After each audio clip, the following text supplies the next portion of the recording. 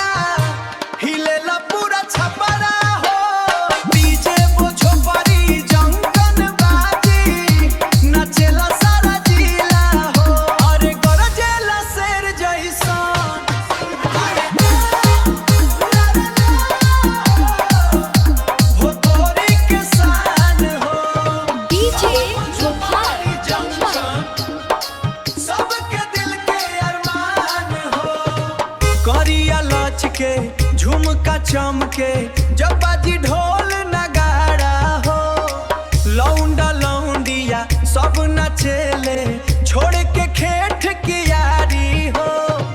लौंडा लौंडिया सब नचेले छोड़ के खेठ की यारी हो। हमारा चैनल के बाटे अलया सबके दिला पे करत बाटे राज। हिले लायारा हिले ला बलिया हिले ला पूरा छपरा हो।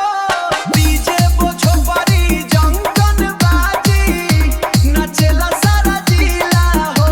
अरे गरजेला शेर जैसन अरे डीजे बोझो परी जंगन बाजी नचेला सारा जिला हो।